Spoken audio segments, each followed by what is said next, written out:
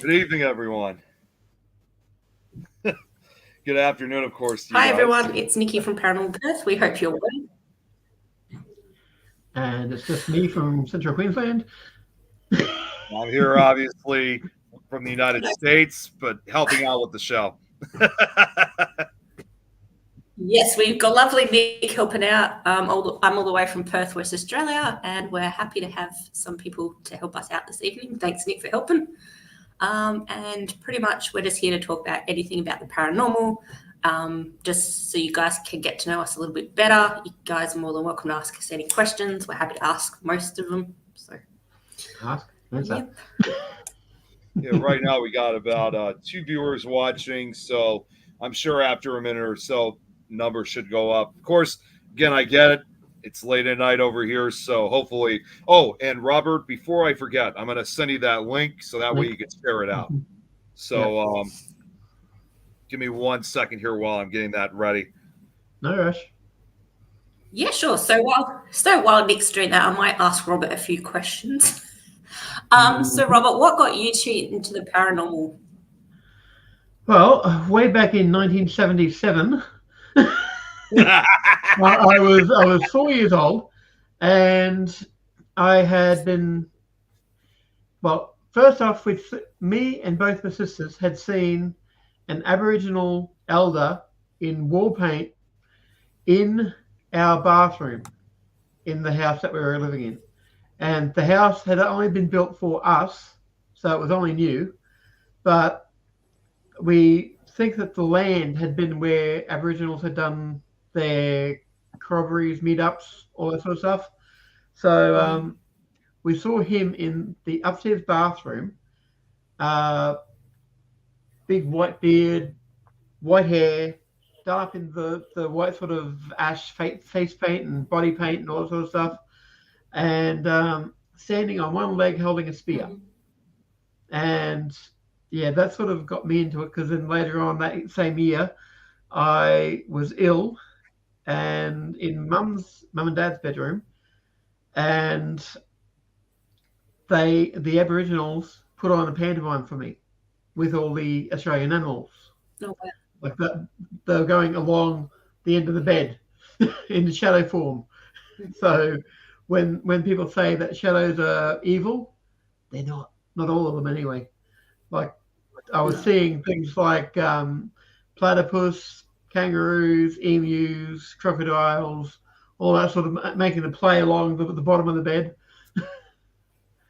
And so that was my first experience. Oh, as Nikki, I don't need to send her that one then. It's one of the ones I'm going to send the link to. So, let me find it. We already got a couple viewers watching already here in the comments. I don't know if you guys have been seeing it. We got Xena Warrior Housewife. This is Xena. Don't have to find out her either. This right here is Chris. If you guys want to know who the CRX-73 is, he's asking duck build. Yeah, duck bill platypus. Yeah, that's usually how they come. So after that, I was interested in the paranormal, and as I grew up, and the internet became available. Here's Jason. Hello, Jason. Hello, how are you? All right. Hi, Jason. Nice to meet you. Nice to meet you. It got me a while. It was like not detecting my Hi, stuff. guys. Like, I just want to introduce everybody. Yeah. Sorry, Robert, to interrupt you. I'll just quickly introduce everybody. Right. So Jason below is from the Afterlife Party. He is a very, very, very respectful investigator here over in Perth. We've done lovely collaborations with Jason, and he's from the Afterlife Party Paranormal, so please check out their YouTube channel. And we've become really good mates over here. So, yes, thank you for the invite. I thought I'd invite him to my very first live stream. You're very welcome. So yeah, Robert, as you were saying. Yeah. As I said, after that, I just got interested in the paranormal. When the internet came along, I was often studying up on the things like real hauntings. That was a a text-based platform where people could share what they've had experiences in. That was back in the 90s, 95, 96, I think it was. And yeah, I've just been interested ever since in the paranormal. So that's how I got into Awesome. it. Thank you. Oh, See, cool. I gotta be honest. Nick, I mean, same question. Well, first off, I was gonna say, I gotta be honest. First time I've heard, how you got into it, Robert. So that's very intriguing for me. And yes, and I see what Chris is saying right here. Yes, that was before I was born. I knew he was gonna say something like that. Nick's a little bit there. So to answer that same question too, excuse me, was You're right. yeah, I'm totally fine. Something got stuck in the throat, but I'm good now. But anyways, how I got started into was, and I know I talked about this, in the test last week. So I'll say it again though. Mm-hmm. Like you hear a lot of people who say they get into the paranormal because it's often because of an experience that they had, either when they were younger or when they were a kid. Well, for me, that was not the case at all. It was actually curiosity that brought me into it. And at a young age, I mean, to kind of say that this was probably the earliest introduction was among two things. One, I was already a huge fan of horror movies. I started watching them at a young age. But secondly, growing up in the 90s in this case, at around the same time, you also had the X-Files that was playing, which, during that time, it was still a relatively brand new show. And I was very fortunate enough that my parents got to let us watch it, despite how violent it was at times. But it really wasn't. And then we fast forward a couple years later, and that's when I was introduced to my first reality paranormal show, which was the show. I don't know if you guys remember that show, Scariest Places on Earth. Yes. Yeah. Yeah. Now, I didn't necessarily believe in it at that time. To us, it was just like our typical show that we would watch around like Halloween or so. So, but what really got me into it was a few years later in 2005, which at that time I was only 12 years old. I just happened to be scrolling through the channels, and all of a sudden I saw Chris that Chicago is the scary. I just happened to be scrolling through the channels, and all of a sudden I saw this paranormal show that was playing, which this was back when the Travel Channel used to do paranormal stuff only on Friday nights, not like every day. And it was this show that was called Most Haunted. I'm like, I wonder what this is all about. So it immediately grabbed my attention. And before you know it, not only did you have that show, you had a number of other paranormal shows and documentaries that aired right afterwards. And that was kind of the introduction, like how I really got into it. And we fast forward again a few years later, by the time I was 14 years old, I was already going on investigations. But they were just part-time investigations, obviously. They weren't full night ones. And about that same period too, I was also fortunate enough to have started a paranormal club when I was in high school, which I'm very glad to say that club is still running to this day. It started I started back in 2007, and it's still running to this very day, almost 20 years later. And a few years after that, that's when I finally had the chance to go on my first full night investigation. And what better way?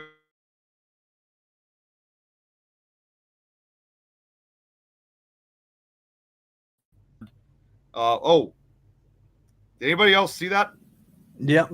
Yeah, connection was just going nuts. I have no idea what just happened there. It's so good. It's playing checkers. It's like the Brady Bunch. Yeah, very much so. So, and that was, I think, the investigation in Waverly Hills Sanatorium undoubtedly is what pretty much made me what I've become today. So since it's been, that was back in 2010, and I'm still hooked on this, after now we've been involved in this for 19 years. So when you say Most Haunted, is that the UK one? No, the Most Haunted, yeah, that was the UK version. That's correct. Yeah. That was when they were still just in the UK. Because that's ironically the first paranormal show I ever watched and found as well was Most Haunted.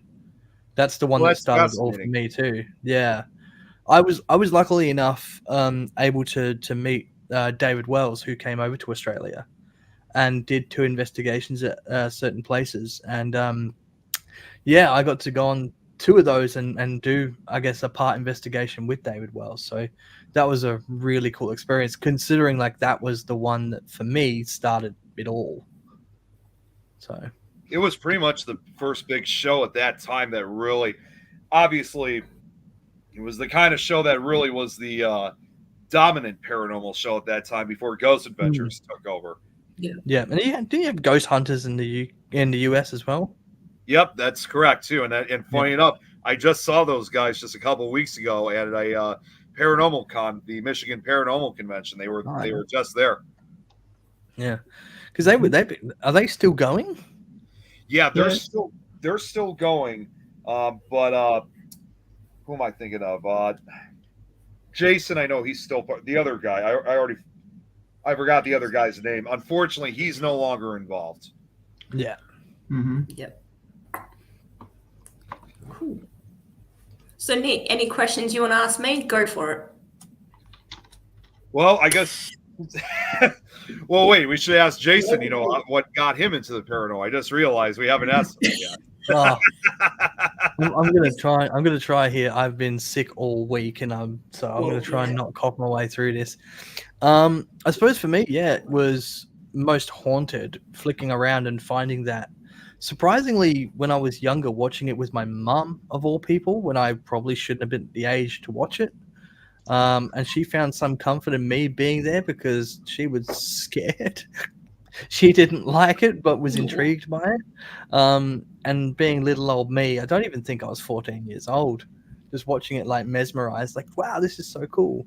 But then combining that with actual music for me, a lot of horror punk bands, and a lot of stuff like grew up on from my dad, like Alice Cooper, and always for me was weirdly defining and wanting to know more about the curiosity of the weird things in life that kind of drew me over to this side of entertainment, I guess.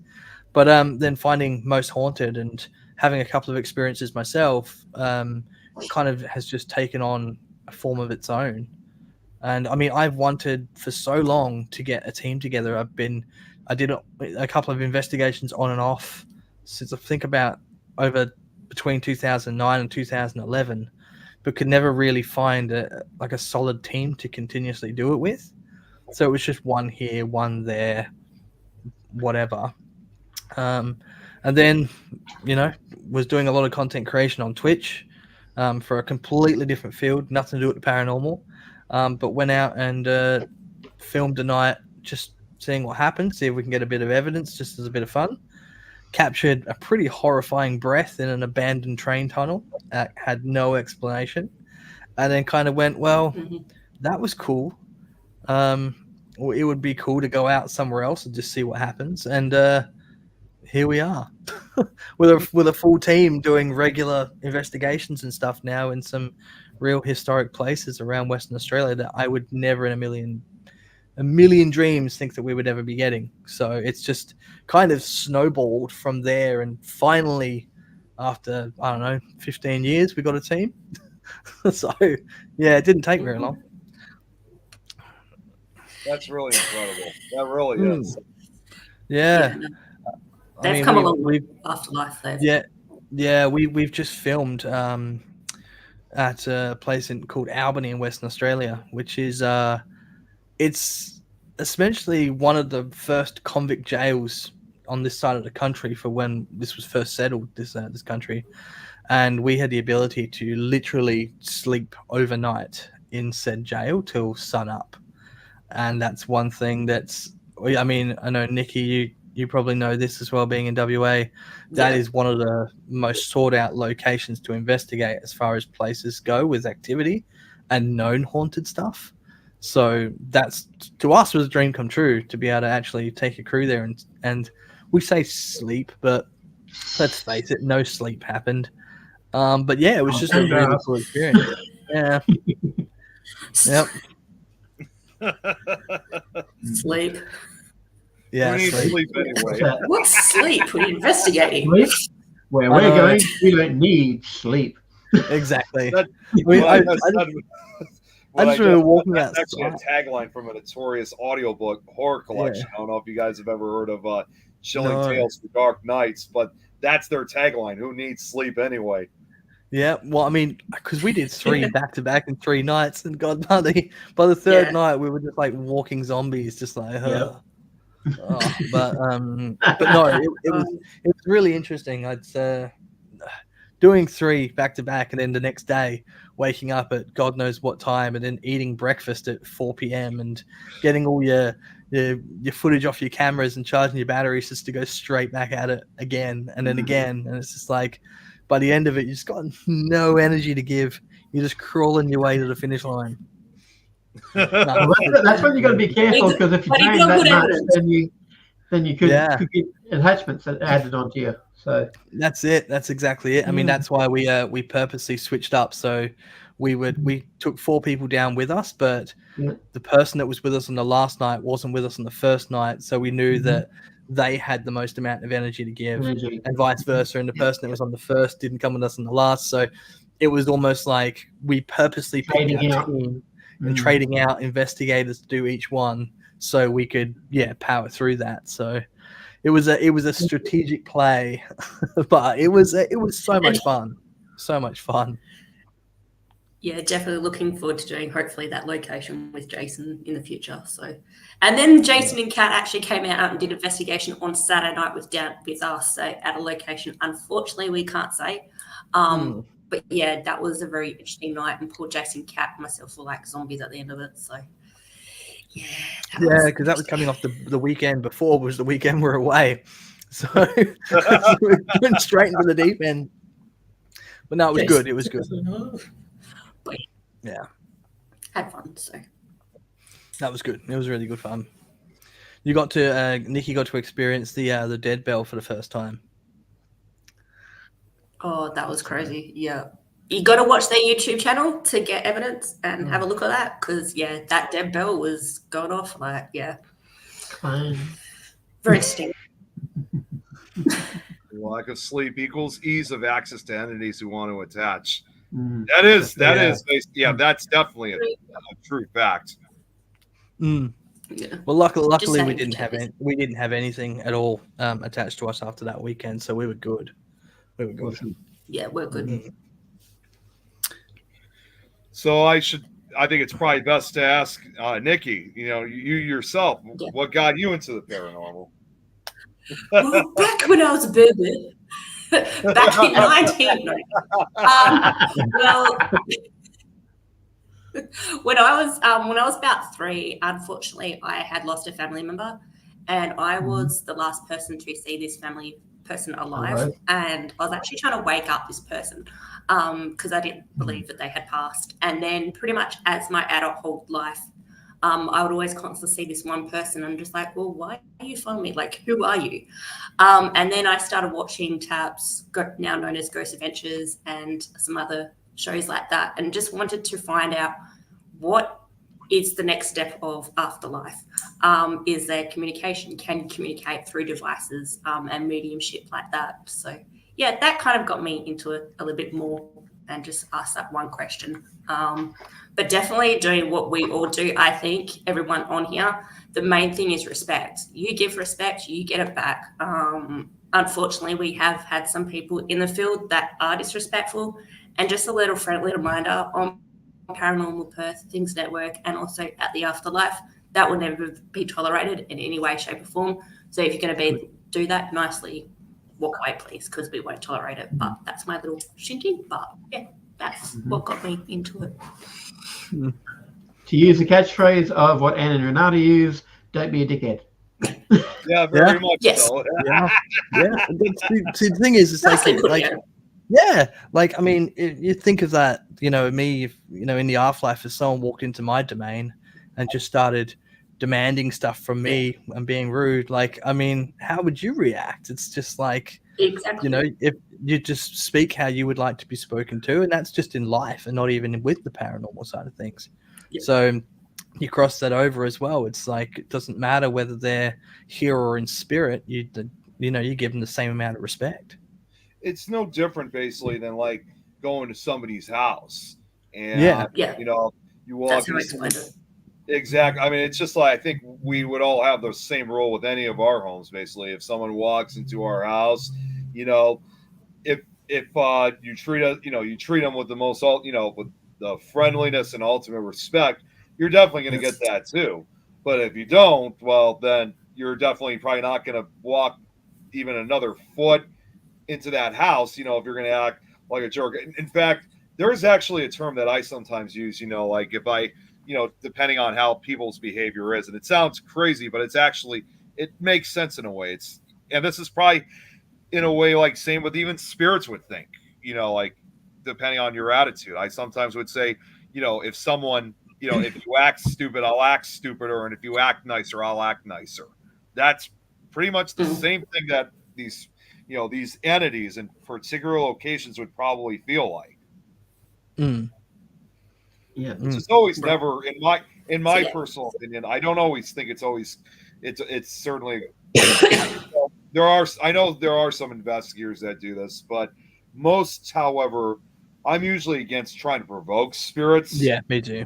Yeah, it's just not the right thing to do, and especially it's just too great a risk to do that.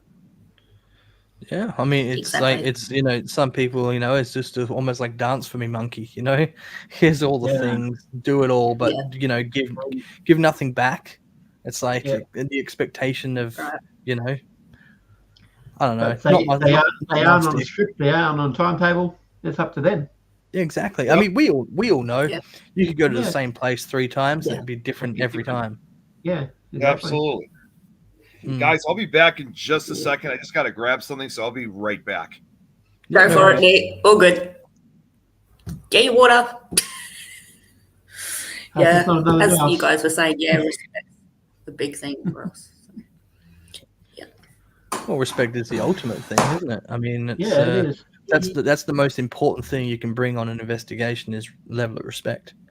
Mm-hmm. Before all the gear and before everything is a level of respect. Mm-hmm.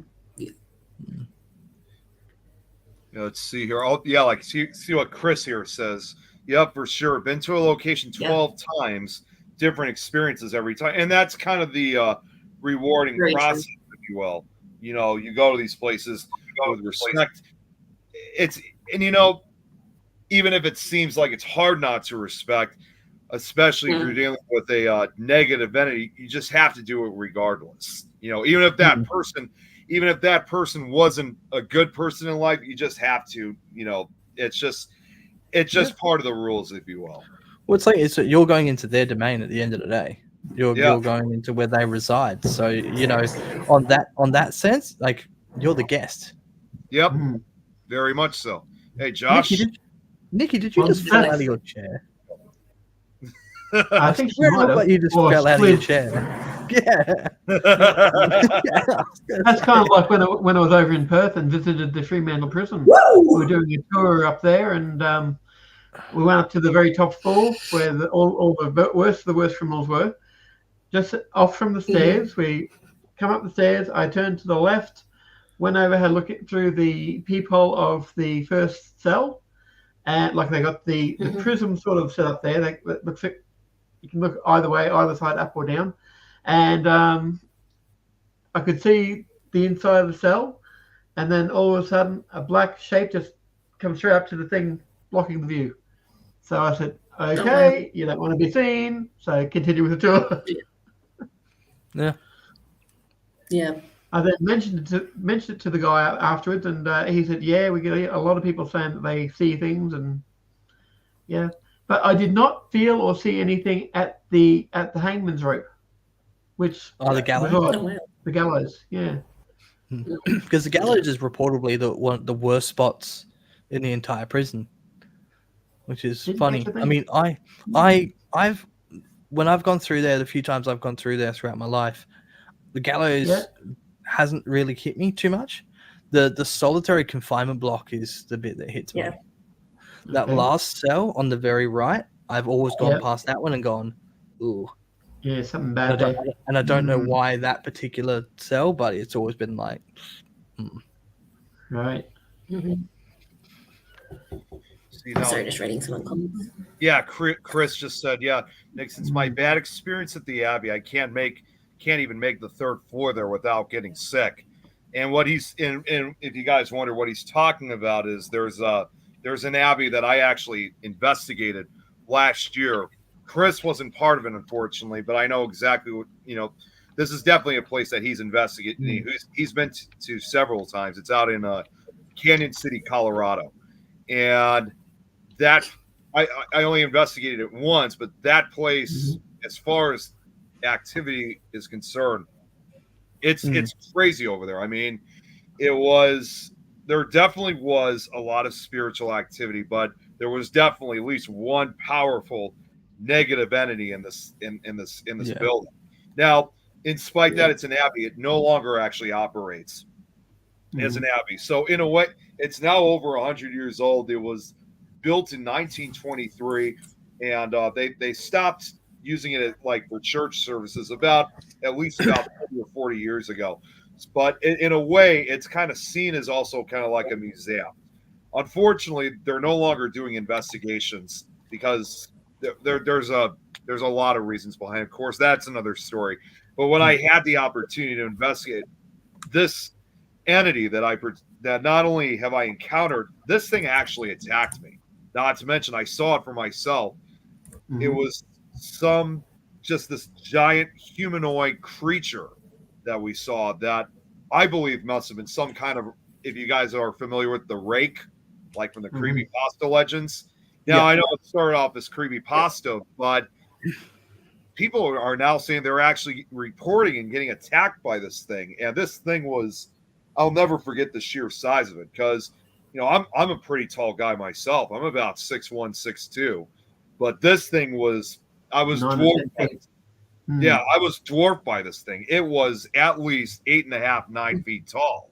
So it was. I've never seen anything like it. I was even amazed, just like how it was able to fit in the entire hallway. Well, that's probably why they have to bend their neck. Yeah, very much so. It was just weird. And perhaps the strangest part of that entire experience was that because we were on the second or third floor of the Abbey, and I was not the only one who saw this. I had another investigator who saw this as well, and she told me to look down the hallway, and I could see at least 2 or 3 shadow figures at first. 2 of them looked relatively tall. One of them, or at least possibly 2, were smaller because the thing about the Abbey was it was also a boys' school in its operating days.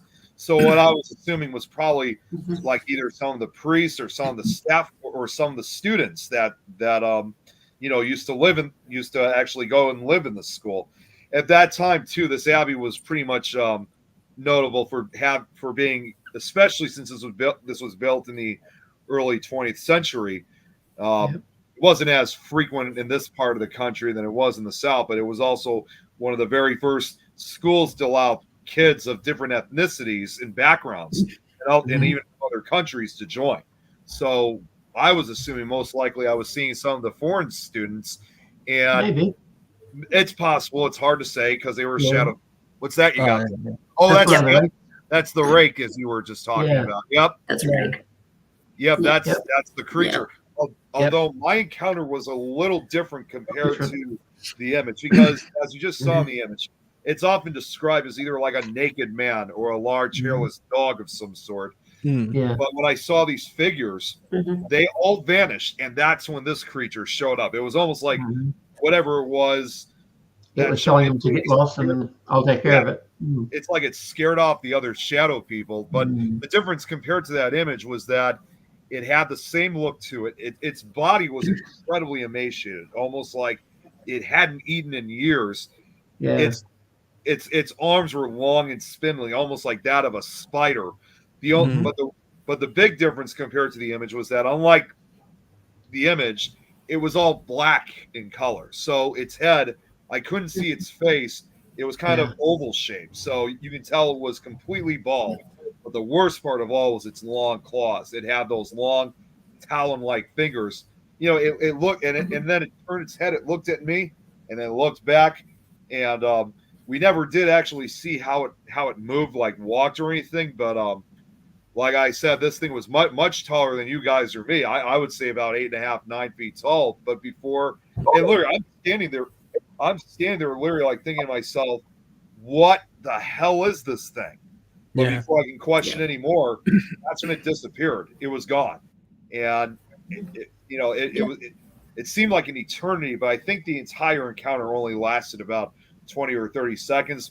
And after it it was the effect that you had after when it disappeared was just, it's hard to describe, but I never did see it again. Yeah. Mm-hmm. Yeah. Yeah. I mean, has anyone else, and Nikki, Robert, where you guys have gone to a location and gone, something is just off here, and whether or not you've captured something specifically, but just gone, no. Yeah. Yeah. Mine would probably be the investigation that we did with Jason and Kat. Jason and Kat came along to Sunset, which is based here in Perth. That location I've been to about 4 times. The first 3 times I felt pretty safe. But the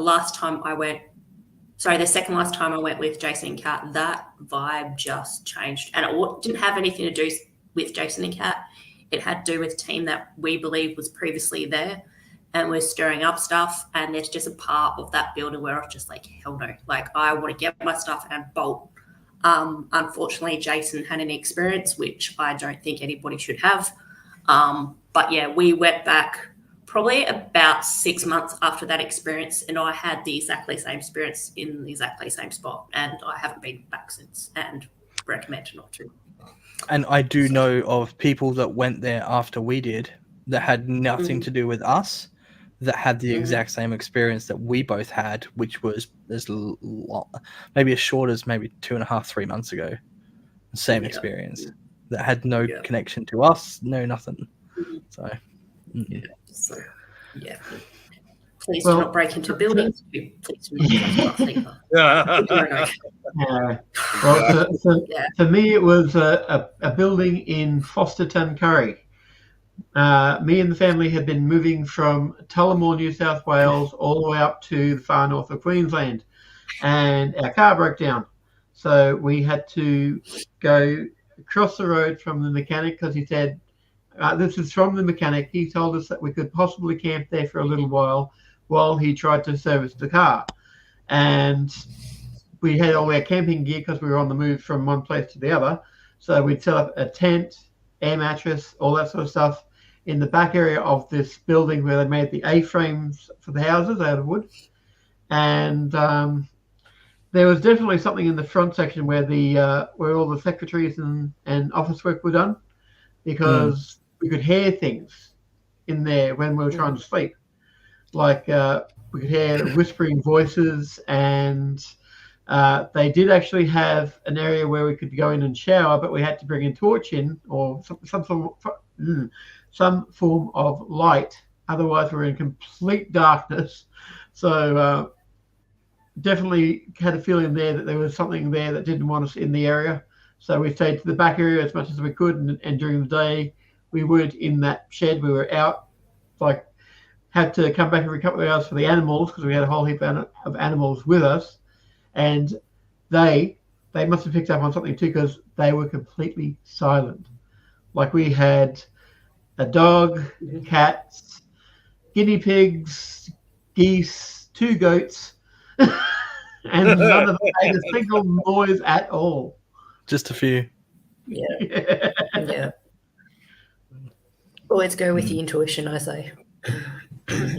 Yeah, for sure. Door was never off. break into buildings. That's the mission. It's always good to let, especially a lot of newcomers into the paranormal field, to make sure that, don't ever trespass. Always ask for permission. Oh, for sure. That's actually a biggie. There's a few locations that I know have been ruined by people that are not necessarily investigators, that just go in because they want to. Yeah, they It's just hooligans vandalize drinking and they have, having a drink. or they have like illegal parties, that kind of stuff. Mm-hmm. Yeah. Mm-hmm. Yeah. There, I'm actually going to be honest with you guys. This almost happened to me a few years ago, and it was actually on Facebook Live, so I even have the evidence to prove it. But Oh, wow. there was on 2 separate occasions. I had a friend of mine. Of course, I'm not going to say it's not anybody knows, so I'm not. But still, I'm not going to mention names. Mm. She was someone who used to be a really good. She was like one of my best friends for the longest time, and I thought she would make a good paranormal investigator eventually. I was leading her in that direction. And we used to go to the cemetery that was on a notorious road. It was called Cuba Road, located out in a town called Barrington. It's about 40 minutes away from where I live. Funny enough, we now own a second house on that road. So at times we kind of live off a haunted road. But that's not where I'm at currently, though. I'm at the other house. But anyways, there's a historic cemetery just off the road that's called White Cemetery. And years before we bought this other house, she and I, and sometimes another friend of ours, we would often go down the road, obviously at night, to try to test out the dares and investigate. Now, what we also did too was, as typical of most cemeteries, it's night, it's closed after dark.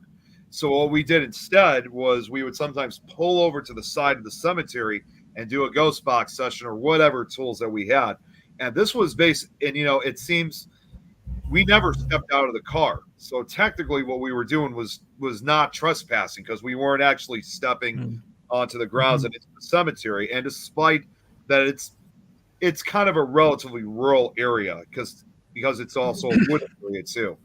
Even though it's kind of rural, I heard they got tripwires there, so you could definitely set the alarms off if you try going after dark. So we used to do this the right way, and we definitely did get some activity. But the last time we tried doing something, we did an investigation at White Cemetery. This was around 2018, and we were heading over to White Cemetery. I was expecting we were going to do the same thing like we did previously, and the next thing you know, my friend basically says, well, let's go into the cemetery. I'm like, so-and-so. It's like, we're not supposed to go in. That's trespassing, basically. And she started getting really upset. And she didn't like the understanding that, what we'd be doing is we would get arrested for it. So it's just like, I don't know what it is. And the craziest part is, she then tells me that she had broken into other places like this before. Oh, no. Yeah, that was not well. And this is where it's funny. It's like, was that during the live? Yeah, like oh no. Yeah, it's like she gets upset. She starts revealing this kind of stuff, and despite that, I told her, still somehow completely unaware at the time that this was being shot all live on Facebook. So it's like, I just think to myself, there was a cop watch. I think, is that a confession? Oh, now you made a confession. Oh no, on a live of all things, you can't go back on it. Exactly. Oh no. I mean, and I later found out, because I knew there were other investigators that were watching the live, because I think they were more concerned about my safety, obviously, because I was the cameraman for this, and they later told me they were thinking of themselves, there's no way Nick is going to be breaking into these places. And of course I didn't. We have no doubt that most likely we could have gotten arrested for trespassing. Fortunately, even though she was upset, I was successful. I was successful in preventing that from happening. Yeah. So please don't trespass. Always get consent. Yep. Exactly. Because you don't know what can happen. That was like if there's nails sticking out, you could get tetanus or anything. You don't know if you haven't been there before. Yeah, don't do it. And the thing is, you don't know what you're walking into. Like, somebody could be, a homeless person could be sleeping in there. You don't know what their state of mind is. And it's like, that was like what happened at a location over here in Perth. We had permission, we were investigating, and the security guard comes past and he's like, oh, by the way, the alarm's going off. I'm like, what do you mean the alarm's going off? And he's like, the alarm. And I'm like, well, none of our team members are in there. So he literally had to call backup. Backup came in. We had permission. We literally went through the whole location, and then you hear, come, boom. And both the security guards like look at us like, what the? And I'm like, so A, there's a human being here. B, there's someone that's not meant to be in here. Or C, there's a spirit. And they were pretty much, very shit scared. But I was like, at the end of the day, just be respectful. And the security guard, like, what do I do? And I'm like, when you come to work, say your security guard's like, what do I do? Yeah, right. He's like, as a paranormal investigator, what are you doing? And I'm like, when you come to work, just say your intentions. Hey, I'm here to look after the property. I come here with respect. Please treat me the same. Do your round and then get in your car. But yeah, he was I think that night he became a believer because doors were slamming and stuff. And it was a very eventful night. But I could just imagine him being the big brave security guard walking up to the door, opening it, and going after you. Exactly. Go for it. Oh. But I gotta just take say, my camera, go for it. Get some evidence for me.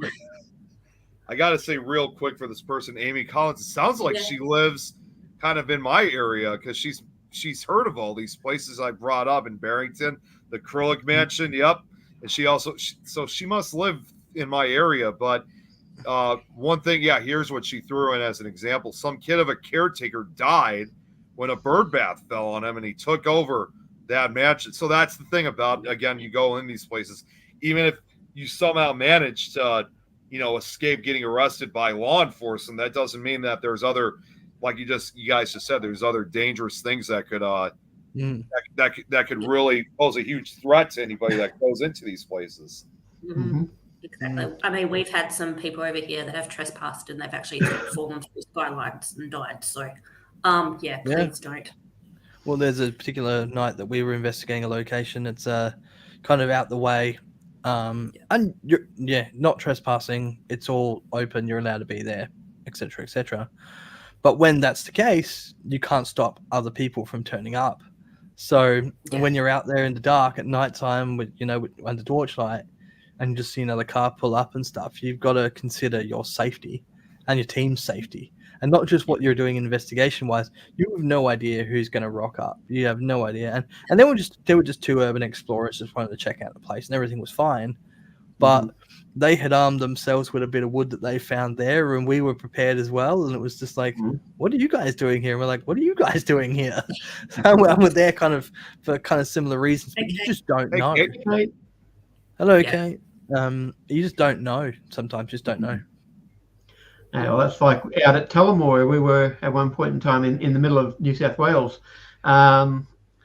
We were in an area where there had been tin mines. So there were shafts still all over the place. Yeah. So I didn't go out exploring in those places. I did go to the cemetery though. And they had the big concrete slabs on the top of the graves. Oh, yeah. And along the sides of them, some of the animals had burrowed their way into them. So there were holes going into underneath of the concrete slabs. But I knew that it was animals that did it and nothing crawling out. Yeah, no, that's good. I mean, this place is really awesome. It's like an abandoned fire brick factory. You can go inside all the big kilns and stuff like that. It's a fascinating place. But like you said, when you're out in the middle of nowhere, you don't know. So you've got to make sure you have yourself all prepared and protected from anything that might happen. And always tell people where you're going to. Like when Jason and Kat go investigate, they're like, hey, I'm going to such and such. This is the period such and such I'm going. And then if I haven't heard from them for a while, I'm like, hey, you guys are right. They're like, yeah, we made it back to Perth. I'm like, okay, cool. So, and please don't investigate by yourself either for safety. Yeah, that's another thing too. I mean, I know that when it comes to investigations like with groups and stuff, I mean, doing everything, especially by yourself, can be very hazardous. I mean, I know there's a few investigators out. Hey, Chantel, all the way from South Africa that's watching. Good to see you. Oh, wow. Hey. Yeah, she's from South Africa, yeah. Oh. But anyways. That's generally why I sort of lend out a hi, how are you doing, when I know that you're on an investigation there, Nick.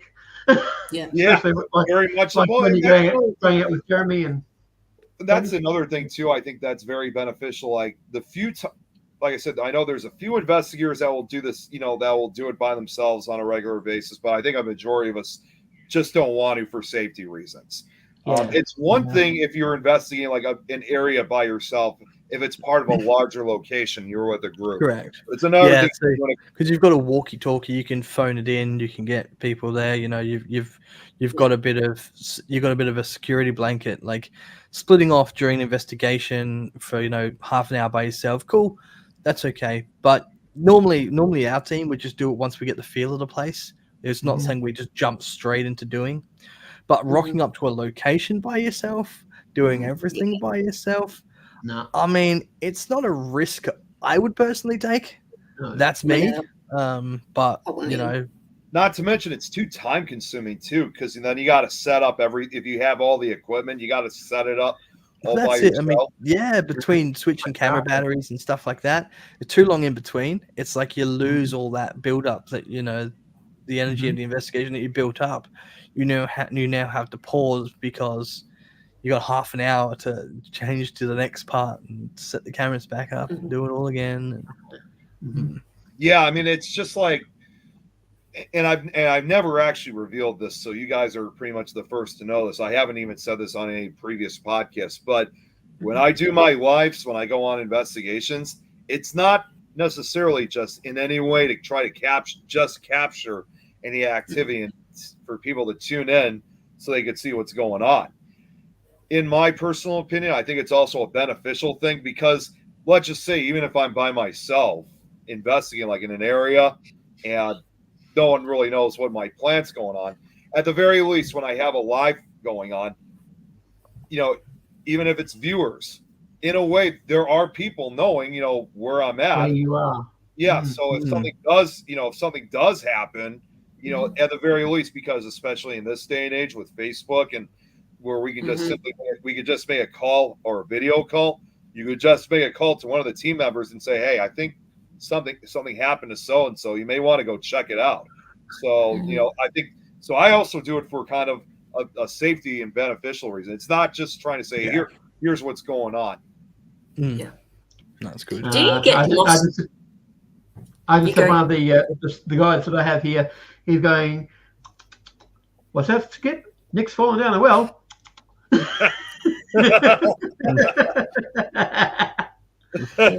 have guys that are real smart asses. Nick, didn't you get lost one time? You know what? It's funny. It's funny you brought that up. I knew you were going to bring that. Yeah, that happened to me one time. That was about almost 3 years ago. We investigated. This was part of a paranormal con that we had. It was at an investigation in a town called it was in Salina, Kansas. That's like in central Kansas, and it was supposed to be the world's largest ghost hunt. Unfortunately, wasn't the case, but we still had a good ghost hunt in the end, though. To be honest, so the location that we were investigating, it was a what was it? Oh my God, it's like right in front of me. It was a Freemasons. Oh my God, it's you guys know what I'm talking. I can't remember the. Yeah, it was. Oh my God, now you were in a forest. I remember you telling me bits of it. I think you were in a forest and you got separated from your team. Oh, that one. Oh, that was. and I just remember, I just looked at. It was a Masonic temple in Salina, Kansas. Okay, so I'll split the two to give examples, but just kicked himself in the hole. Yeah, it's not happened once; it's happened twice. Yeah. So we investigated. We were doing a small investigation last year. Okay, so in sometime I think it was in March at a place called Robinson Woods. That's about 25 minutes away from here, and the woods is known to have a history of a lot of activity. It was an area where Native American tribe had once resided. There's different versions of what happened with the Native Americans. Some say some were murdered, some were forced off the land. Typical, unfortunately, for here. But there's a lot of difference. And there was also a story about a murder, I believe, that occurred within these woods. So as a result of that, there's a lot of activity. And we and I investigated. I filmed the entire thing too, also on a Facebook Live, and it was just 3 of us. So this was a very small group. And as it got dark, obviously, as it was starting to get dark, we started getting a lot more activity. And then one of the investigators I had, she had I think she had one of she had an EPI that I gave to her. And she said she was getting some kind of activity that it was literally pulling her deeper and deeper into the woods. And of course, for her safety, I was going to try to go out and try to see where she was. The other investigator, he was kind of exhausted, so he was just going to head back to the car. Now, all this talk, for example, like we were just saying about, not to trespass. I mean, it is true. We technically didn't get permission to go, but this was a wooded area, and we did see police cars drive by, but they didn't stop and tell us to leave. I think this was quite a popular area for ghost hunting, that I think even the police are like, you know what, just let them ghost hunt, let them do their thing, because they probably had a lot of other things they had to worry about anyway. But anyways, I wasn't really aware of how far this investigator, really got into the woods. So that's why I just decided to follow like where she was, and I started heading across the woods, and I started walking down these different pathways. But then I got to a point where all the paths kind of seemed to come together, and there was this huge, it was kind of a tree line, but also kind of a ravine where it kind of went downhill, and then you had to not climb, but you had to walk back up. It was only about 6 or 7 feet across, but it was probably about a good 10 or 15 feet deep. So that's why I thought, okay, I guess I'm going to have to get through this. So I started across the tree line, and I got about halfway across, where the tree line was. And at one point, I almost lost my footing. And I grabbed onto a tree, but even then, at that point, I was totally drained, because it was quite exhausting. And before I knew it, that's when I suddenly realized that it had already gotten dark. And so it only had been just a couple of minutes. I only managed to walk for maybe a good couple 100 feet and a half. And that's when I thought to myself, this is not good. It is still, because it may have been a haunted location, but at the same time, you have to remember, it is still a forest. There's coyotes out here. Going nighttime, I'm in the dark. I didn't have a flashlight. I couldn't see. I didn't have anything I could use to protect or defend myself with. So that's when I thought, I was telling myself, I don't want to get attacked by a coyote while I'm out here, let alone one I can't even see coming. So that's when, unfortunately, I had to make the decision that I was going to have to head back to the main path. Then the first thing I thought was that I got to cross this tree line again. and my friend who was out in the woods, she had the flashlight, so that's why I didn't have one with. And in spite of the dangers I had to go through, I just thought, well, if you want to make it back home in one piece, you got to do it. So I walked across the tree line once again. I had to basically kind of grope my way through the darkness, despite how which was dangerous in itself, because I was afraid I was going to touch an animal or something, but I managed to get to the other side of the tree line. I grabbed onto a nearby tree just for like 3 or 5 minutes just to catch my breath. Managed to walk through the rest of the tree line and made it safely back to the main path. When I got back to the main path, it was already pitch black dark. So I just knew that she was going to have to be on her own. But fortunately, she made it back. But yeah, we literally almost got lost in those woods. So note to story, Nick, don't investigate by yourself. Exactly. I mean, seriously, that was pretty scary too. What do you do, especially if you're in an area and you don't even have a flashlight? Yeah. We live and we learn, right? Exactly. And the other place, because I said there was a second one. This Masonic temple that we investigated.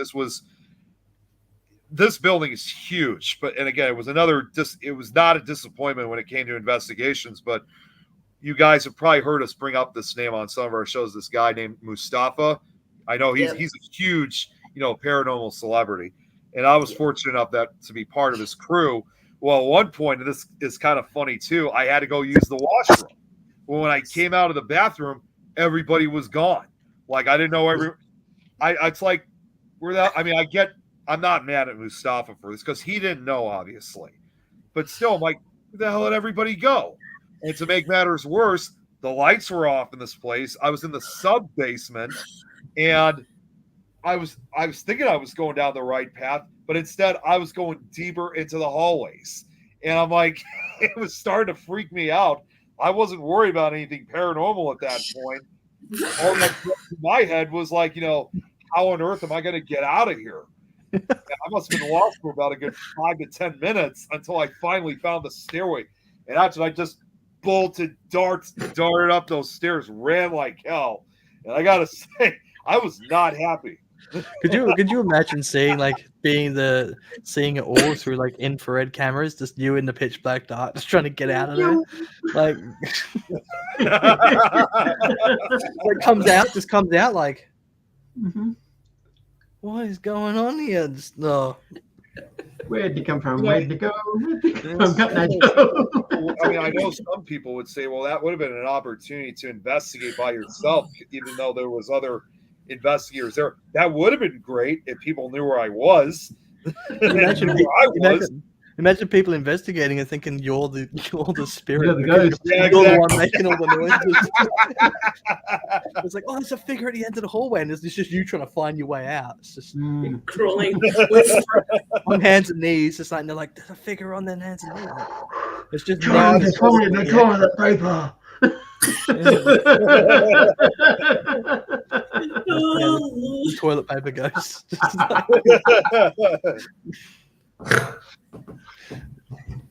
I just snorted. I heard that. That's the quality content we're here for, right? Exactly. Guys, real quick too. He wanted me to let you guys know. Chris unfortunately was dozing off, so he wanted me to tell you guys that he's wishing you guys all a good night. So he's already all the night over here. Thank you. Thanks, Chris. Night.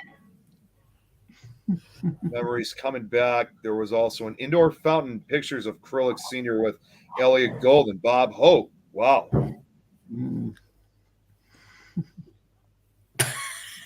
Read the comment of Josh. Oh, I'd be a Scooby-Doo and shaking. But you know what? I did not. I got lost. I did not dare running. I mean, that's probably the worst, especially when you're lost.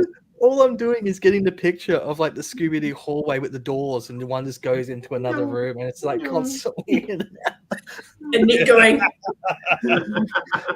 Yeah, Nick just like wheeling around the darkness, going through the door, and he appears at the end of the hallway. Just,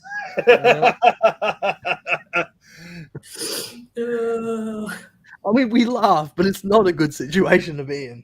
No.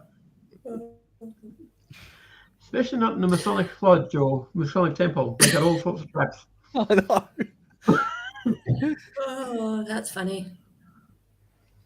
Yeah, it's funny to think about. I mean, it's one of those things that it's funny now, but at the time it was not. It wasn't that funny at all. Again, it was like I was scared because I didn't know because all I was. Even though I'm not necessarily that kind of person, I mean, you definitely sometimes have that feel of like when you get claustrophobic. And normally I'm not much of a claustrophobic person, but when you're in a pitch black area with no lights or anything, and you're trying to figure out where to go, it eventually starts. It starts getting really interesting as well, because I can understand that I don't have claustrophobia at all, right? And I've been in some old, jail cells where, they're very, very small. But then I've been in rooms in the dark that feel more claustrophobic that are bigger. And just because you don't have the torch, you don't have this, you feel trapped. And there's no reason you should feel as trapped as you do in that location, because you do have space around you. But it's weird. It's hard to explain. It's like the night has constriction against you. Yeah. Especially sometimes when you got the camera lights pointing towards you and you can't see beyond the camera lights. And there's stuff there, but because the camera lights are fairly bright, your vision, you just cannot see past no matter what is in front of you. That's exactly because like when I was in this situation, despite that, this time I did have a flashlight. It's still honestly, even then I wasn't sure if that actually helped, because it was just, again, it was almost cave-like in a way. It was and like what Josh just said, like there's no escape. And it gets to a point where, you do start freaking out again. It's not necessarily your thing you're going to encounter anything paranormal wise, because I think a lot of us have all become, in a way, kind of desensitized. We've grown accustomed to it. But all you're thinking at that point is just trying to, because in my situation, I was just trying to figure out where the stairs was, or just trying to figure out another way to get out. So just trying to find another exit. And it seemed like, the more I was trying to, figure out a way to get out, the further I was getting into this building. That's like Nikki in WA here, the Nangara Pine Plantation. Like everything just looks exactly the same for miles and miles and miles. Yeah. Straight roads, crossroads, straight roads, crossroads, just pine trees everywhere. And it's just like, once you start going in, it's like remembering where to come out, because everything looks the same. And that goes in so deep, so deep. So I remember when we did that, it was really going, okay, we need to be able to recount our steps, because if we get lost in here, we're like, no one's coming through there at that time of night. Just no one. Yeah. It is basically the ultimate situation where, like, again, in my situation, again, I just thought to myself, like, something was telling me, saying, you just have to realize nobody's going to help you. You're on your own in this case. So I just thought to myself, like, yes, you're panicking, and there's nobody, no one knows that you're going through this. You just have to accept the fact that there's no one else out there but you. If you think you're going to try to get out of this, you just have to do it on your own. Yeah, I remember that night at Nangara as well, because that was the one night there was no moon. So there was no like light of the moon or anything. It was just like pitch black dark. Like it was like dark. It was like, of course, the one night we planned to come out here. It's there's nothing. And we need light. Yeah. So.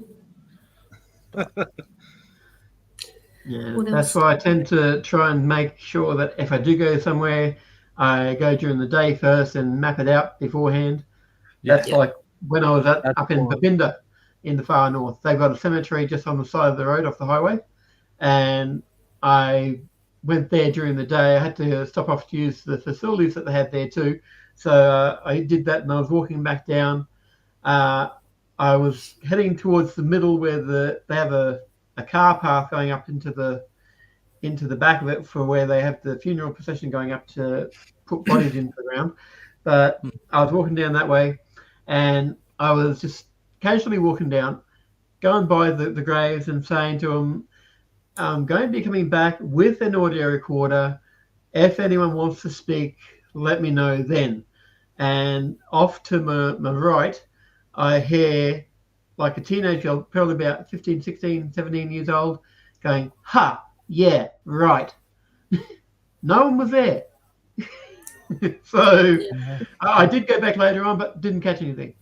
Yeah, well, see, that's what we like to call scouting locations, where we go and actually check it out. For some of them, we love the heritage listed buildings. We love the history and aligning history with paranormal evidence and putting two and two together. That's kind of our jam. So we go, and a lot of them are museums or a whole bunch of just history beacons and stuff like that. So we make sure we go what we call go scouting. We go and check them out in the day, learn about them, learn about the history, then go home from there, do our whole bunch of history. And then when we go to film, we kind of know the backstory, the hotspots, the paranormal activity. And our investigation is basically mapped around the original scout and the information we take in. And it's become really, really important that we do that, A, because we now know the location of what we're getting ourselves into, and B, we can kind of help connect the dots when that information comes to us. And not to go and ask for it specifically, but when it does come to us, we can kind of go, this actually makes historical sense on why. And that's kind of the exciting part for me, anyway, is that stuff. Yeah, I love that, coming out with you guys, and you get the names, like both teams can get the same name, even though we're investigating different times and stuff like that. We've put some evidence. That's it. I love the fact that, I know some places, and some teams, like to gatekeep certain locations, but I think it's really important that the more people go to your locations, the more it can back up your evidence and prove what you did capture is actually of paranormal of evidence. Because if 3-4 teams have gone there, they're getting the same names, the same things happening, it only kind of helps cement your evidence as being more paranormal. Yeah.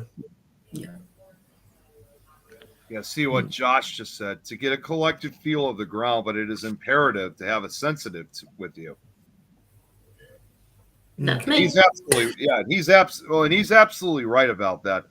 That's the other thing when it comes to these investigations. I mean, even though a lot of these investigations, especially these public locations, where yes, you sometimes have to, you have to pay, to investigate these places. I think we're now starting to get a more understanding, because like some people think, well, why do you have to like over here? Because obviously we use dollar, like if you have to pay like $600 or $700 just to pay for an investigation, which it may seem crazy of a price, but if you have a whole team, like in this case, like about 10 or 20 people, then that's quite manageable. But I think ghost hunting definitely needs to be more needed, especially at this time and with those kind of prices, because a lot of these locations, unfortunately, like, I mean, there are a few I know that are in relatively great shape, but there's many others out there that unfortunately are in terrible condition, very much like what we were just saying earlier about, like some of these people who go into these buildings not have the intention of investigating, they just vandalize these locations. So I honestly think, some people may not look at it the same way as we do, but I think ghost hunting has a beneficial side in keeping these buildings still standing, especially when we're willing to pay the amount that's required for the investigation, so we can get this building back to the way it used to be, like during its operating days. Well, that's it. I mean, I don't know what it's like for you guys in America, but for us, we actually went forward and got liability insurance and insurance for our team, because when we're going into heritage listed buildings, we want to make sure that we're covered, and we want them to stay in the same condition as when we entered them. And having that insurance to cover us and to cover them, we're all about showcasing their history so they can help get a bit more tourism through the doors and stuff like that as well. It's like, if what we're doing is interesting for people, but it's also showcasing them and what their history is about. And I just like the partnership of that with locations. You know what I mean? And yeah, they'll have a whole bunch of paranormal investigators knocking on their doors, sure. But they'll also go and tour the place during the day. They'll also go and take a look, and hopefully with the respect that we're pushing forward makes them follow suit. That's the hopes anyway. Well, that's kind of like what Anna and Renato have been doing with their tours. They go down to different places in New South Wales and Victoria, and they do filming as well and showing the places before dark, so it gets a bit more history of the place out there, and people can then go along later on and tour the places themselves. Like some of the places they've been to, it looks like they're on the last legs, and hopefully with people showing more interest, the councils or government will actually go in and help to shore up these places. And restore them, hopefully. Just so you guys know, I've been sharing this out. That's cool. Stuff. Awesome. I just got a message, ironically enough, all this talk about restoring them. Another investigator from Australia, her name's Suzette, and I sent her the link so she could check it out. It was the first time I've really spoken to her in quite a long time, but she said she just told me she's still been investigating the area that I think she lives in. I think it's New South Wales. No, I think she's in your area, Robert. I think she's in Queensland. And I don't know if you heard about this, but she had said this. I don't know if anything was like this on the news. She said there was a pub we were meant to investigate within a few days, being that it's so haunted and can't keep the owners from leaving. But unfortunately, it just burned down to the ground. Barella Bar. That's the one? Yeah, Barella Bar. It's not far from here. Oh, Like that's we're in central Queensland. It's sort of like down about an hour, sort of southwestish. It's more towards the middle of the state. okay. So like kind of in the center region. Almost, yeah. Well, there's also the pub at in Rockhampton, the Criterion. It has about 8 or 9 ghosts, including a lady of the night that lives in the bell tower. If she's interested. Oh, okay. Yeah. So, do any of you guys have any investigations coming up that you can publicly say? Robert? I'm open to whoever has investigations going, and although in the wheelchair, it's sort of a pain if there's stairs. Yeah. Mm-hmm. Publicly, I mean, we have announced Albany. We did the Albany convict jail. We got to do the Patrick Taylor Cottage, which is the oldest surviving dwelling in Western Australia, the oldest house still up, which was pretty cool. And the Earl of Spencer pub, it's an 1889 built pub. So we've got those 3 that we did that weekend, which was pretty cool. We've got a whole bunch of, I'll say the location, but 2J, Western Australia. Yeah. They call themselves the most haunted town in WA. We've got another couple of locations set coming out from there, as well as a very haunted pub in WA that Nikki knows of. We got that one coming out too. We wouldn't have had that if it wasn't for Nikki singing our praises. No. So, love you too. All good. So, yeah, we've got. Oh God, we got like too many that I'm trying to fill. Yeah. I'm literally. You messaged me about 10 to 12, Nikki, and we're like, Jason, are you at home? I'm doing this thing. Can you be? I'm like, I could be there and chat, and then you send me a link to go on a video. I'm like, what am I doing? Like, I was in the process of editing one of these investigations. I'm like, let me just put this on hold. So I was like, I'm like, what is this thing that she's inviting me to? And then all of a sudden it's like, your camera and audio is not allowed to be used here. I'm like, what is going on? So surprise. Yeah, and I've been out with bloody influenza a week, so I'm like trying not to cough. So I'm like, I've turned up. If I'm looking disheveled, you know why? No, you look good, Jace. It's all good. Poor Jason. But yeah, if they sound interesting, please have a look at their YouTube channel. It's called the Afterlife Party Paranormal here in Perth, and also they have a lovely Facebook page which is called the Afterlife Party Paranormal as well. So please check them out. Thank you. Share the love. You respect us, we respect you. So, now, as far as investigations for me, here's the surprising thing, and I'm sure you guys have noticed throughout the year. Surprisingly, I have not done that many investigations as I was hoping to this year. The last major one that I've done was a private residence, and it was back in January earlier this year. And I was hoping I'd be going up. And funny enough, I was supposed to go on an investigation. It was either supposed to be this weekend or this past weekend. I don't remember exactly which weekend it was, but I know it was sometime in mid-September. And we were going to investigate Penhurst State School and Hospital in Pennsylvania, which that would have been my first time ever going to Penhurst. Unfortunately, I never heard the updates, so I think the plans of going to Penhurst is kind of falling apart. Which, it is very unfortunate. That was a location I've been trying to get out to for several years. Because I know about Penhurst. Yeah, well, and it's actually a place that I can relate to in a way because, Nikki and Robert, you guys already know this, but Jason, if you didn't know, this might sound surprising for some people, but I'm actually on the autism spectrum. So, the reason why I have I can relate to Penhurst in this case is the fact that during its operating days, they had a lot of, both physical and mental disabled people, including kids, that were unfortunately just locked up and forgotten. And that included kids, people who had autism and Asperger's. In fact, because it closed down now over 35 years ago, there's still a lot of surviving patients, who are still alive to this day. In fact, not to bring them up, but Zach Bagans, back when Ghost Adventures used to be actually used to be good.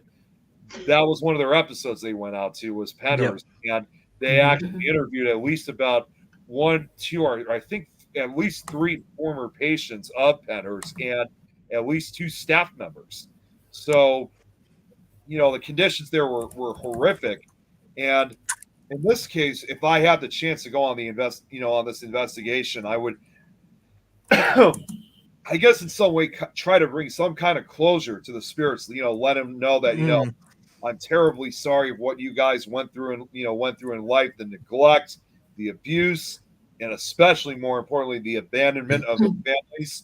But I just want to let them know that, yes, I'm just like, as someone with autism, I'm just like a lot of you guys, but we're not being locked up in mental institutions anymore. We're being treated just like everybody else, regardless of the disability we have. We're now we're living at home. We have, a lot of us are finally getting jobs. Some of us have even gotten married and started families of our own. I just want to bring that closure. I just want to basically give them that message that, yes, what you guys went through was truly hell, and I'm very sorry about that. Hopefully, one day you guys will find eventually peace. But in this day and age, it's no longer the case. Things are just, it was really that kind of message that things didn't have to be this way. Penhurst is one of those that you do hear of here, and a lot of investigators, that Waverly Hills, Bobby Mackey's, Penhurst, and is it Eastern State Penitentiary? Is that Is that one? Yep. They're the kind of 4 that, I mean, we're talking. Everyone always talks about the Conjuring House, Novelisca Axe, Murder House, and some of those as well. But those 4 that I mentioned first are kind of like the 4 meatier ones that you kind of always hear. Well, I've heard that Bobby Mackey's has been torn down now. I think it's being refurbished, isn't it? Refurbished. I'm not sure. I don't think it's being taken down and redone up. However, they are keeping the well in the basement still. It's not been torn down to the ground. I think it's being refurbished, but the original building is pretty much going to be gone. Yeah, RS. But that's that. I don't know if that's going to just anger the spirits there more. And the newer Bobby Mackey's might be even more haunted than the first one. Yeah. Could be. But we'll see. If they stir things up, they could attract others. Exactly. Well, some spirits just don't like that change, do they? I remember when we did the Freemasons Hotel, now known as the 2J. Freemasons Hotel, now known as the 2J Hotel. They were renovating the bar at the time, and they think that was the reason why we had a bit more of an angry entity more than anything else, because they were being refurbished from the original kind of bar. So don't know if there's any truth to that, but it always makes you wonder.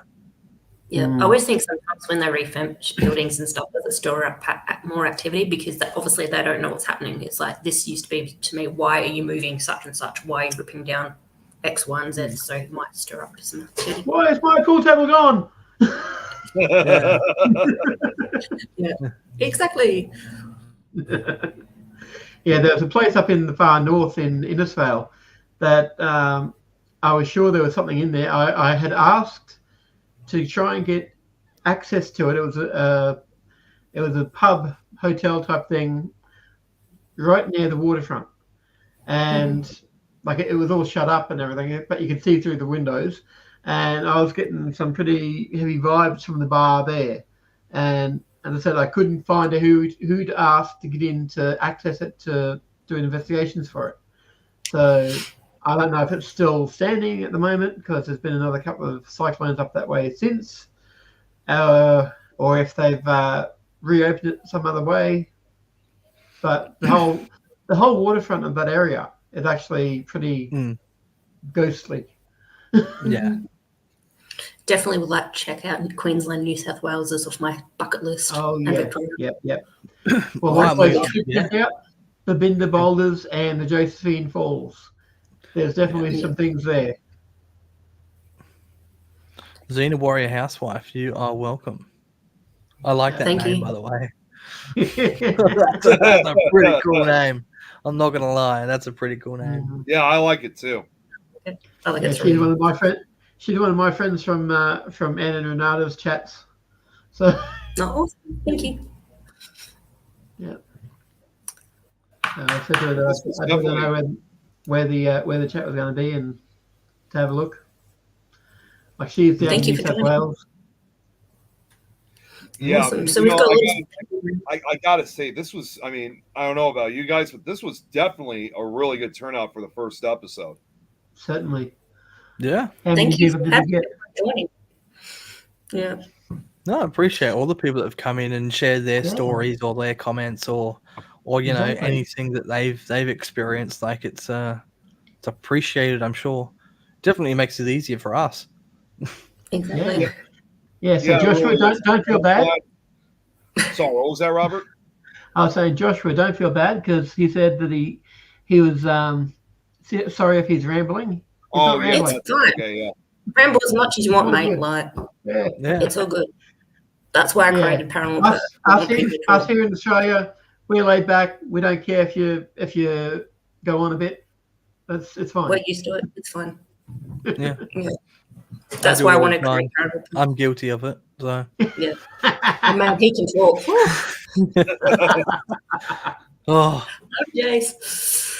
But yeah, no, that's why I wanted to create like Paranormal Perth and paranormal, community coming together to talk about the paranormal and not feel petrified. Like, hey, I hear a knock, and people look at you like, what? You talk about the paranormal. Well, that's what's going to happen. Everybody's going to pass. Like, Well, back in 2010 or 2011, I joined up with a conglomerate basically called Small Town Paranormal, and I became part of the Small Town Paranormal Australia chapter. And I haven't done a whole lot with it, but I have got a website on Facebook of it. And but yeah, haven't been out investigating for a little while recently. But yeah, I think they've closed down over in the US. Dan Norvell, one of the main operators of it, he's only just quit everything. He's put on Facebook just yesterday that he's leaving the complete paranormal thing behind. So wow. yeah, so Larry probably will come out with that in a bit. If I could So just have you- throw this out, if I could so also throw this out too, like when we were talking earlier about like the Ghost Hunters crew, and yeah, someone said it was the other guy I was thinking was Grant. When we saw Ghost Hunters at the Michigan Paracon, there was somebody that was asking about, what, is Grant ever going to make a comeback? Well, unfortunately, I don't know if you guys have ever heard, but unfortunately, Grant did something pretty bad. Actually, it got to a point where Jason just didn't want anything to do with them. He made small talk of it. The only thing that he said was, Jason and the rest of the crew, they wish Grant the best, but I guess what practically happened was I think there was going to be like some kind of new show that was trying to be put together, and Grant was supposed to be the one that was going to actually take over, but he would have had to basically kind of turn his back to the rest of his crew, and he literally almost did that, and he did that also behind Jason's back, and that was something that Jason was not happy with. It not only just costed their partnership, it also costed pretty much their friendship as well. So it's unfortunate to know, like, one of the best ghost hunting groups, they had to lose one of their best team members, something that we've watched and we've seen for so many years, and now they're no longer working. So that's basically, especially after we heard a lot of that. I mean, I do agree with Jason. We wish Grant the best, but there's no way he's coming back, unfortunately. Yeah, the thing I noticed also, sometimes people do leave teams and to create their own teams. And at the end of the day, just be respectful, go on your own journey and explore the paranormal. Best of luck towards you, but just be respectful to everyone. So there's nothing wrong with like starting your own paranormal team, like even if it's like some kind of a spin-off. I think it's just more of the fact that if you do something, especially even if it's your own team, and you kind of backstab them, then yeah, that might piss people off. So that's the reason why they're just thinking to themselves that's why the crew just doesn't want anything to do with Grant anymore. Sadly, as much as we're probably going to miss him, yeah, just like what Josh just said. In the end, you just have to move on. Yeah, I mean, you just gotta, back your gut. You know the direction of the content you want to make, and just stick to your guns and do what you do best and do what you feel works for you. But there's no need to be malicious. I mean, for the people that took me on my first experience, like I still remember that, and I'll carry that on with me. It's kind of shaped how I do things. And I'd probably do things differently to Nikki, to Robert, to Nick. We probably do our own ways, but I'm not gonna. There's no right or wrongs unless it's being disrespectful. But you've got your own methods. As long as you're being respectful, there is no right or wrong. You just trial stuff that works. Exactly. Well said. As I would probably put it, because I know Nikki, I know you said you want to kind of end this, but to kind of put this as, if I could just say this to kind of put it to an end in a way, like for this episode, is that I've always said this a lot, and I always, you guys know all too well, and I'm not the only one who uses this term, obviously, when it comes to, everybody in this paranormal field are paranormal brothers and sisters combined. In my belief, one of the rules within our paranormal community is that your paranormal brother or sister may not always be right, but they will always be your paranormal brother or sister at the end. So no matter if they're doing something that could be wrong or bad or something or stupid, unless it's actually something like offensive or like it really bad to the team itself, like those other things. Derogatory. Exactly, yeah. So, but if it's just something that just seems kind of dumb from everyone's point of view, in the end, you have to support them in whatever endeavor it is that they're trying to accomplish in this, whether it's an investigation or some type of, whatever it could be. Yeah, I mean, the way I see it is always be helping educate your fellow brothers and sisters. Yeah, you know what I mean? It's you come from an educational point of view. Like if you want to, there might be things you see that we do from our investigations that you want to give it a crack. Give it a crack. I welcome it. You know what I mean? It's not our shtick. We've probably combined two things that we've seen and gone, we'll do this. But you know what I mean? If we can always be educating and other people want to give what we do a try, I welcome it. But there's always be educating, or always be sharing what you experience and how you do certain, let's say experiments when you're investigating and out. Always be educating your fellow brothers and sisters, because I think the best thing about the paranormal is there is still so much we don't know, and anything we can share, I welcome it. That's like one of the guys I was watching a couple of days back. They were suggesting making up a new device that the spirits could touch and draw power from to add more power so they could see. The guy was just putting like a Jacob's ladder together and having the touch sort of things on them so the spirits could touch it. And I said to add a bit more power to it so that it could draw power from it as well as touch it. So I don't know if he's going to do that, but it was just a suggestion, so I gave it out. Awesome. Exactly. Yeah.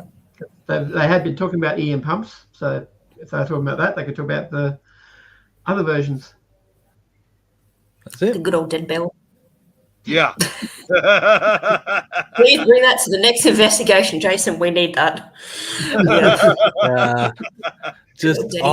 We took it to a location that fitted a service bell so well, and that thing was unbelievably accurate.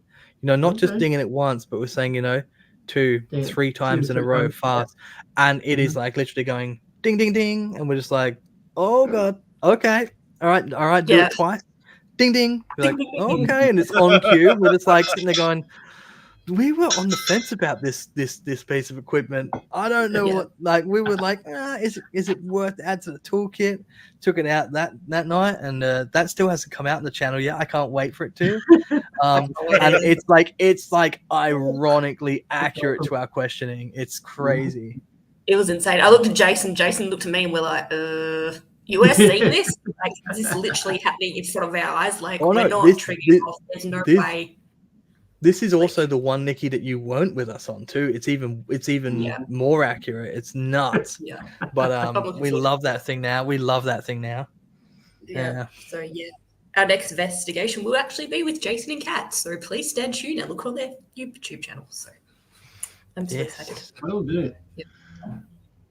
All right, guys. On that note, we've done an hour and 30. Yay! Yeah, especially to an hour and a half. So again, great. Good to see everyone. I think on that night we're going to close it because I think Jason's got some editing to do. I think Nick needs some sleep. Yeah, it's already past midnight over here. Yeah.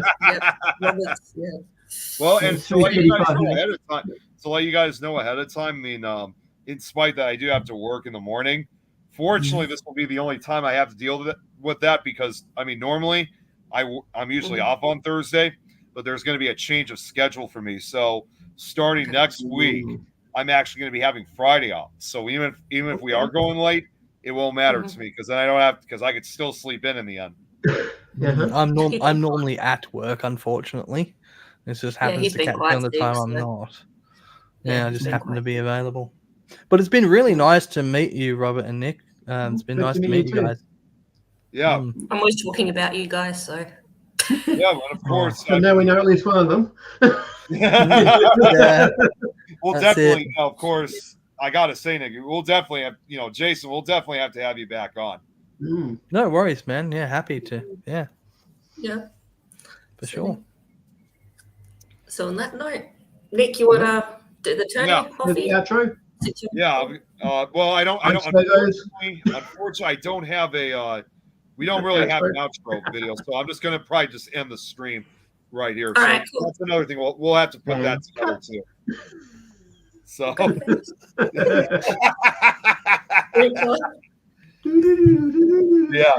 that being said, I mean, for everybody who's been watching, thanks for tuning in to this first one, and I guess we'll see you guys next week. Not all. Next week or next month? Or next month. I'm sorry. I'm used to always saying yes, once a month. For now. You guys all have a great night. See you later.